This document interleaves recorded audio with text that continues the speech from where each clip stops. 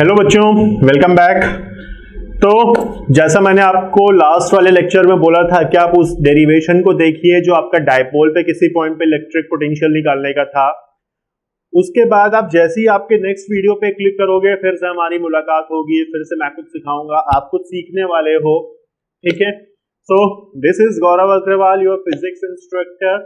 हम लोग आगे की बातें शुरू करते हैं। तो आज हम लोग क्या सीखेंगे इस बारे में थोड़ा सा चर्चा।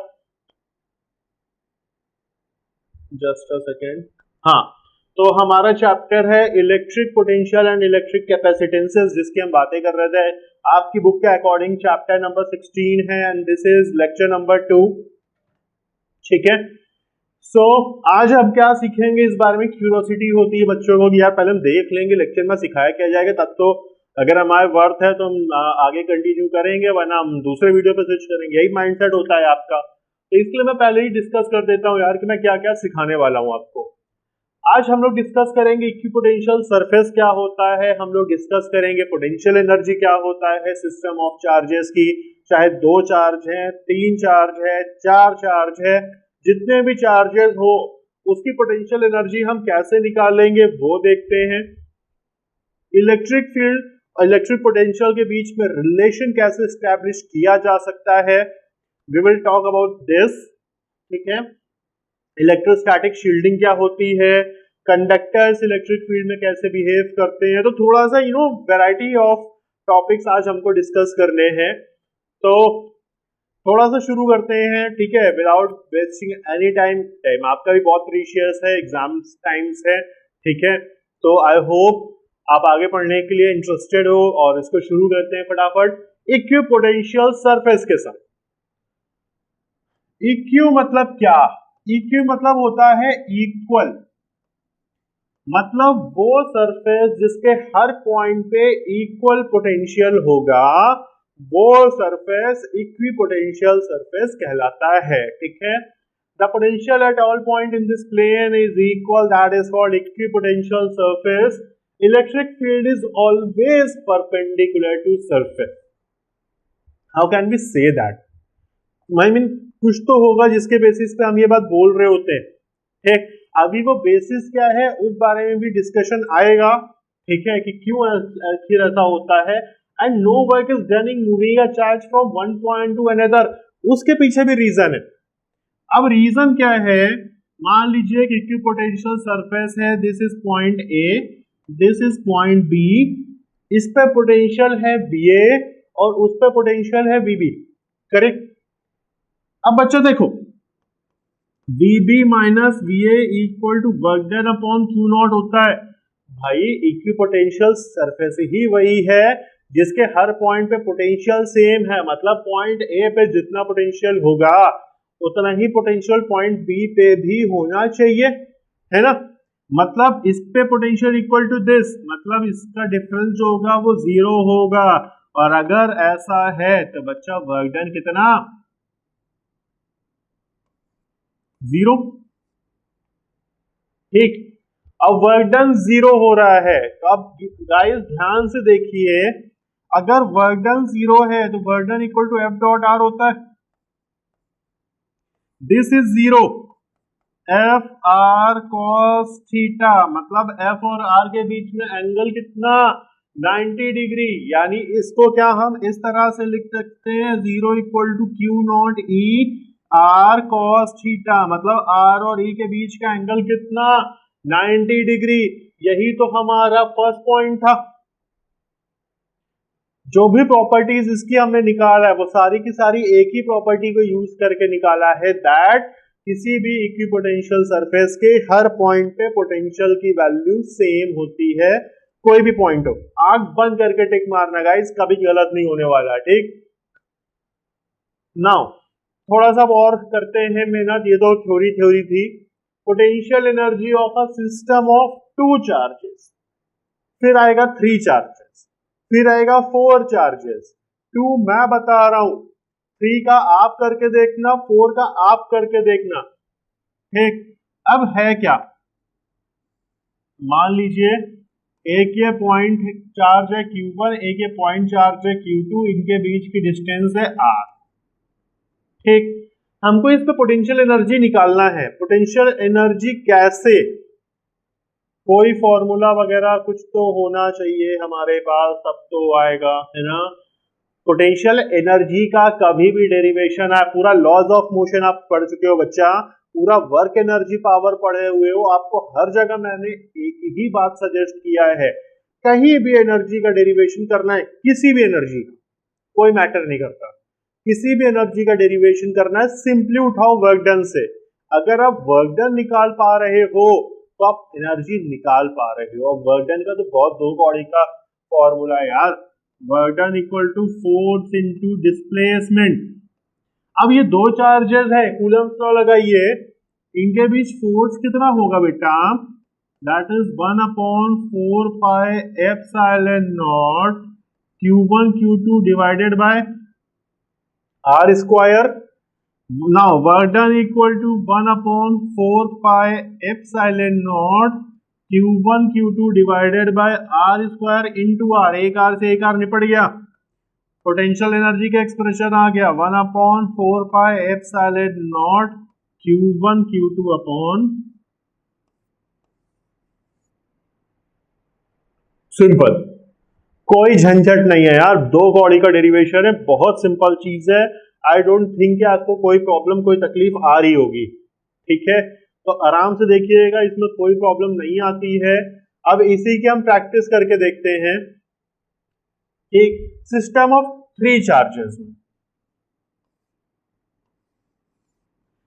आई वुड सजेस्ट यहाँ पे वीडियो को पॉज कर दो और खुद से करके देखो, उसके बाद वीडियो को प्ले करके इसका सॉल्यूशन देखिएगा, ठीक। सो आई होप आपने वीडियो को पॉज किया होगा, नहीं किया है तो करना चाहिए था आपको, ठीक है, वरना कोई बात नहीं, जब 4 चार्ज की बात करेंगे एटलीस्ट तब कर लेना यार, ठीक है। थोड़ा सा देखिए, आपका मेहनत करना ज्यादा इंपॉर्टेंट है बेटा, जब तक आपकी पेन नहीं चलेगी आपके मार्क्स नहीं उठते, इस चीज को ध्यान में रखिएगा, ठीक। अब यहाँ पे 3 चार्जेस है, मान ले रहा ये डिस्टेंस है R1, ये है R2 और ये है R3, ठीक। दो दो चार्जेस के पेयर बनाओ जरा, दो दो चार्जेस का अगर आप पेयर बनाते हो तो एक पेयर आया आपके पास Q1 और Q3 का, एक पेयर आया Q1 Q2 का, एक पेयर आपके पास आया Q2 और Q3 का, 3 ही पेयर है, कोई चौथा पेयर दिख रहा है क्या। अब 2 का तो आप जानते हो ना, 2 का लिख के देखो, अगर 1/3 लेते हो तो 1/4 pi epsilon naught Q1 Q3 upon इनके बीच की डिस्टेंस R1,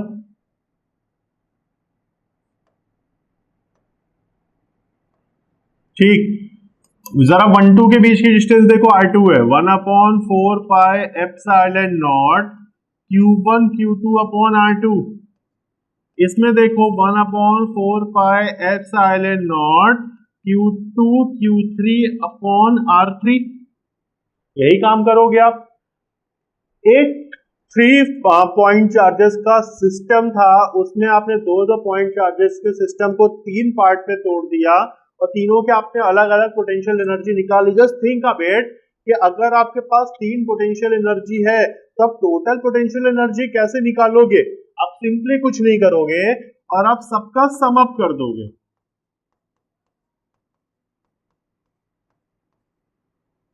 यही काम करोगे। Now our net potential energy is 1/4 pi epsilon naught common Q1 Q3 upon R1 plus Q2 Q3 upon R3 plus Q1 Q2 upon, this is our required expression। Simple सा straight forward, easy लगा होगा, I hope कोई problem नहीं आया होगा, और अगर problem है और अगर आ गया, दोनों केस में चौथा चार्ज दे रहा हूं मैं। अब इसका आप जरा करके देखिए, मैं पूरा आंसर रिवील नहीं करने वाला, ठीक है।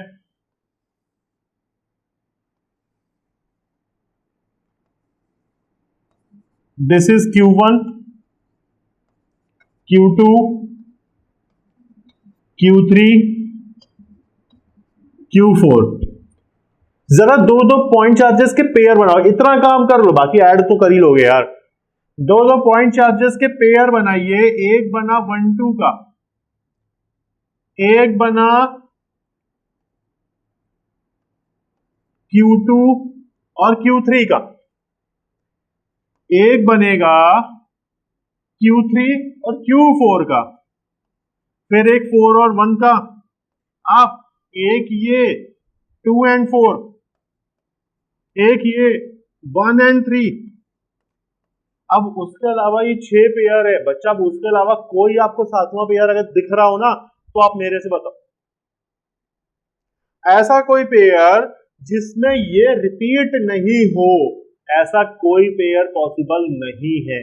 In short, the tip of the day कि जितने भी आपके पास चार्जेस होंगे दो दो के पेयर में तोड़ लो, कि जितने भी पेयर पॉसिबल है सबकी एनर्जी लिख लो, ठीक। और अल्टीमेटली जब सबकी एनर्जी लिख लोगे तो अब क्या करोगे, उठा के सबको ऐड कर देना, आपका मुद्दा। इतना सा काम था यार, मतलब बहुत इजी वर्किंग है इसकी, ठीक। इसीलिए और इम्पोर्टेंट भी है, इसलिए प्रेफरेबल यही होता है कि अमूमन जब ऐसे क्वेश्चंस आए तो वो आपसे गलत नहीं होने चाहिए, ठीक है। सो आई होप गाइस कि जो मेहनत मैं कर रहा हूँ आपको पढ़ाने के लिए, जो आप कर रहे हो पढ़ने के लिए, वो वेस्ट नहीं होगा एग्जाम के दिन, और ये सारे क्वेश्चंस के एप्लीकेशन बहुत इजीली करके आओगे, ठीक है। All the best. आगे बढ़ते हैं हम लोग। Relation between electric field and electric potential relation आपके पास है। आपने एक बात नोटिस करी, मैं बहुत इजी मैनर बताने की कोशिश कर रहा हूं आपको, अदरवाइज जब इसका जो प्रॉपर स्टैंडर्ड डेरिवेशन है वो होता है डिफरेंशिएशन के मेथड से, ठीक।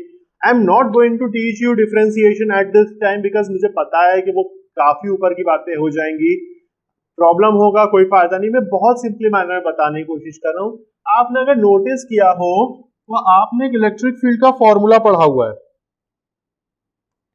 That is 1/4 pi epsilon not Q by R square, ठीक।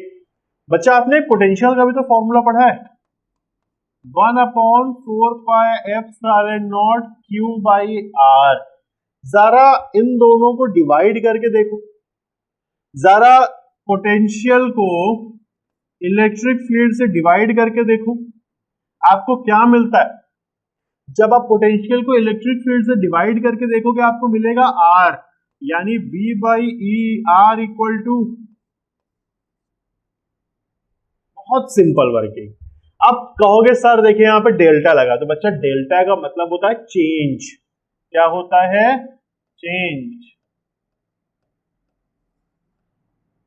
बाय डेफिनेशन इसको कुछ इस तरह बोला जाएगा, लिख लो आप अपनी कॉपी में, the ratio of change in potential to the change in distance is called electric field, or this is called potential gradient.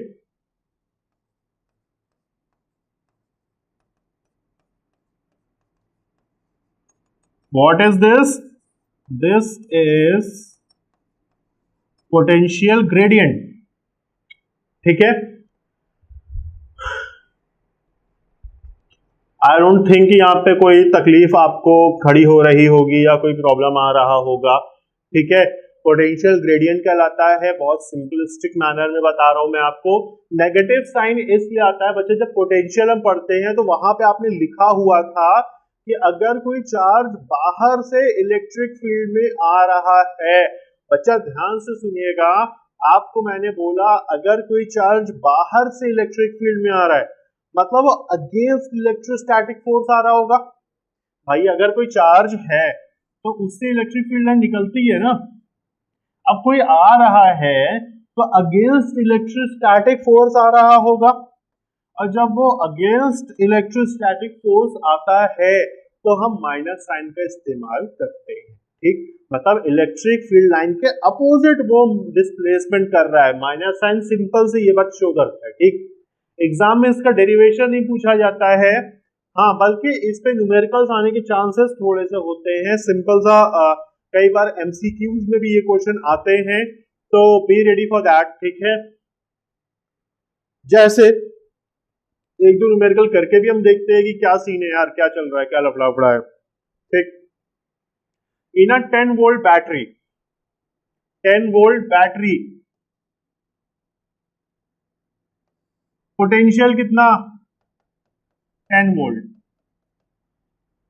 How much work is done when a positively charge particle of charge 1.6 into 10 raised to the power -19 coulomb work done पूछा है। तो बच्चा, मुझे नहीं लगता कि आप में से ऐसा कोई भी बच्चा है जिसने लास्ट वाली क्लास पढ़ा हो और ये न्यूमेरिकल को ना कर सके। यार क्या है, V is equals to work done upon charge होता है, everyone knows। This is 10, work done निकालना है 1.6 10⁻⁻19 coulomb. our work done is what, 1.6 into 10⁻⁻18 joule. Simple. Next देखते हैं क्या है scene. A point charge Q is at the origin of Cartesian coordinate system. The electric potential is 400 volt। लिख ले भाई, electric potential 400 है, कोई बात नहीं। And the magnitude of electric field 150, that is 150 newton per coulomb at point X. Calculate, ऐसा कोई formula है क्या अपने पास जिसमें V भी हो, E भी हो, X भी हो? सोचो, क्या कोई है गाइस। और वो फॉर्मूला क्या है, इधर देखिए, E is equal to minus dV by dr पढ़े हो ना अभी, डेल्टा को D से भी रिप्रेजेंट करते हैं, तो क्या इसको हम V बाई एक्स नहीं लिख सकते? बात तो वही है। चेंज इन पोटेंशियल को क्या हम पोटेंशियल नहीं बोल सकते? चेंज इन डिस्टेंस को क्या हम डिस्टेंस नहीं बोल सकते? E पता है 150, V पता है 400, क्या हम X निकालने के काबिल नहीं है?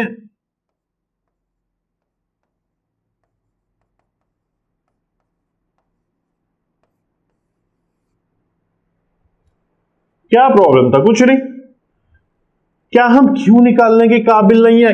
तुम्हारे पास दो ऑप्शन है, ठीक, मैं पूरा सॉल्व नहीं करूंगा, मैं दो ऑप्शन दे रहा हूं, सॉल्व करना आपका काम है। कुछ पेन चलाना शुरू कीजिए। V is equals to 1/4 pi epsilon naught Q upon X, एक तरीका। X है, इस पूरे की वैल्यू आप जानते हो 9 into 10⁹ V पता है।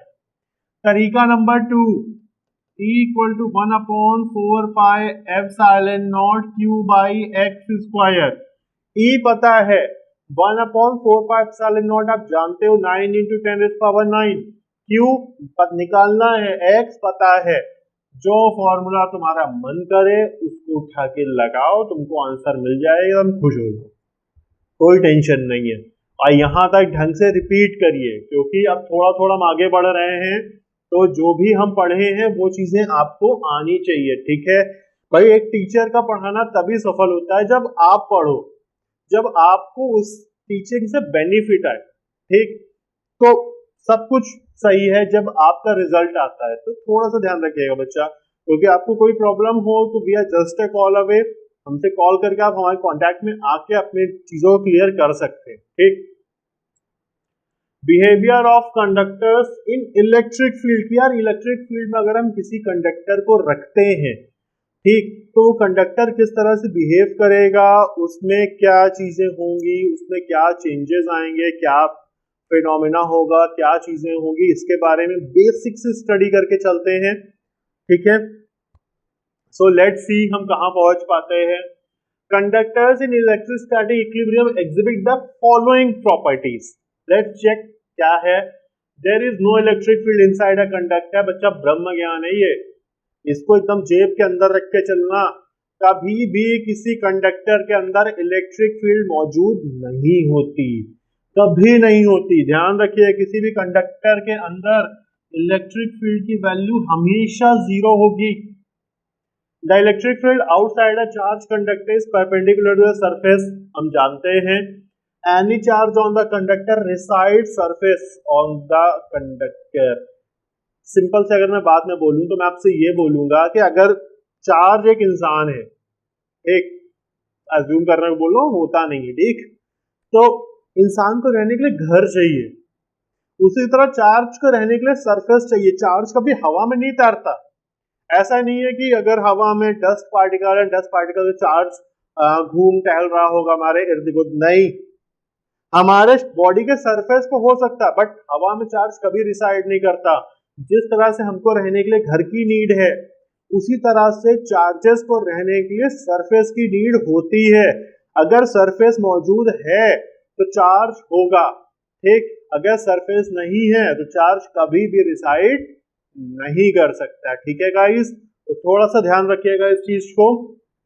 दो पॉइंट है इंपॉर्टेंट। पहला, किसी भी कंडक्टर के इनसाइड नेट चार्ज जीरो होता है, नेट इलेक्ट्रिक फील्ड जीरो होती है। एकदम दिमाग के अंदर सेट कर लो, अपने नोट्स में डिब्बे में करके लिखना ये बात, तो आगे भी काम आएगी। ठीक है। दूसरा पॉइंट, किसी भी चार्ज को रहने के लिए सरफेस की नीड है। अगर सरफेस नहीं है तो चार्ज कभी डिसाइड नहीं करेगा। डन, इजी था। अब इसी का एक एप्लीकेशन है, जरा सा अपनी स्क्रीन पे देखिए। हेडिंग है इलेक्ट्रोस्टैटिक शील्डिंग। ठीक, शील्ड मतलब होता है प्रोटेक्ट करना, शील्डिंग मतलब किसी भी चीज को प्रोटेक्ट करना। यार वही चीज लिखा, phenomena protecting a certain region of space from external electric field. मतलब मान लो जैसे ये पूरा स्पेस है, ठीक, मेरे को इसको किसी बाहर की इलेक्ट्रिक फील्ड से प्रोटेक्ट करना है। मैं क्या करूंगा, इसको एक कंडक्टर के अंदर रख दूंगा। हम जानते हैं इनसाइड कंडक्टर इलेक्ट्रिक फील्ड होती नहीं, अभी हमने जस्ट 2 मिनट पहले पढ़ा है। और अगर इनसाइड कंडक्टर इलेक्ट्रिक फील्ड होती नहीं तो इसके अंदर इलेक्ट्रिक फील्ड आ नहीं सकती, इसके इर्द गिर्द चार्ज घूमता रहेगा, बट इसमें कभी चार्ज मौजूद नहीं होगा। ठीक है, तो इस चीज को ध्यान रखिएगा, यही फिनोमेना इलेक्ट्रोस्टैटिक शील्डिंग कहलाता है। आपके एग्जाम में कुछ इस तरह से पूछा जाता है कि during a thunder storm it is safer to inside a car, why, कुछ ऐसे क्वेश्चन आते हैं। ठीक, कि अगर तूफान आ रहा है, बिजली गिर रही है, तो हमें कार में बैठना क्यों सेफर होता है? क्यों? क्योंकि यहाँ पे देखिए सीन क्या है कि बिजलियां गिर रही है, ठीक, लाइटनिंग स्टार्ट कार फ्रेम, ये कार के फ्रेम पे lightning Giri, current travels around the outside of vehicle, current car के अंदर जा नहीं सकता, चार्ज जो है कार के सरफेस पे ट्रैवल करते हुए धीरे धीरे यहां पहुंचा और यहां से जमीन में जाके अर्थ हो गया। तो हम कार के अंदर सेफ बैठे, चार्ज हम तक पहुंच ही नहीं पा रहे। यार कार की बॉडी मेटल की बनी होती, दैट इज कंडक्टर, और चार्ज कंडक्टर के अंदर ट्रैवल नहीं कर सकता, ये बात अभी तो हम पढ़े है ना। और अगर नहीं कर सकता तो हम तो आराम से सेफ है भाई। अगर आपने कभी नोटिस किया हो सड़क अड़क पे जो जनरेटर रखे जाते हैं उनको लोहे की जाली के अंदर रखा जाता है, समथिंग लाइक दिस। वही रीजन है कि ये जो थंडरबोल्ट है, ठीक, ये थंडरबोल्ट जैसे ही इस पे गिरेगा बिजली, ये लोहे की जाली से टकराएगी। लोहे की जाली जमीन में लगी होती है बेटा, कभी नोटिस करना, ये देखो यहाँ पे ये जमीन में लगी होती है, तो जैसे ही लोहे की जाली के थ्रू ट्रैवल किया ये जमीन में जाके अर्थ हो जाएगा और हमारा जनरेटर खराब होने से बच जाएगा, हमारा जनरेटर जल जाए, फूट जाए। बस ब्लास्ट हो क्या मतलब है यार, चार्जेस गिरेंगे, लाइटनिंग गिरेगी या पेड़ में आग लग जाती है तो फिर भी ऑलरेडी इलेक्ट्रिकल इक्विपमेंट है, खामखा दुड़ीम दड़ाम हो धमाके हो, कोई फायदा नहीं, इसलिए ये सब काम किया जाता है। बेसिक एग्जांपल है, यही दो एग्जांपल है और यही दो एग्जांपल आपसे एग्जाम में पूछा जाएगा, ठीक। इसके अलावा कोई भी तीसरा एग्जांपल इलेक्ट्रोस्टैटिक शील्डिंग का आपके एग्जाम में नहीं आएगा, मेरी गारंटी, ठीक। तो बेसिक चीजें आज हमने सीखा, हमने इलेक्ट्रिक पोटेंशियल के बारे में थोड़ा सा पढ़ा, इक्विपोटेंशियल सरफेस क्या होते हैं, potential energy system of charges पे कैसे निकालते हो, 2 पे, 3 पे, 4 पे, ठीक। इलेक्ट्रोस्टैटिक शील्डिंग क्या होती है, किसी इलेक्ट्रिक फील्ड के अंदर कंडक्टर कैसे बिहेव करते हैं, इसके बारे में बेसिक डिटेल्स लिया हमने। छोटी छोटी बहुत सारी डिटेल्स हमारे पास आ चुकी है। इलेक्ट्रिक पोटेंशियल टॉपिक हमारा ऑलमोस्ट फिनिश पे है, थोड़ी बहुत बातें और करनी होगी तो किया जाएगा, ठीक है। हमारे अगले वीडियो में और अगले वीडियो में हम कैपेसिटेंस शुरू कर देंगे। ठीक, तो stay tuned with us, till then goodbye guys, take care.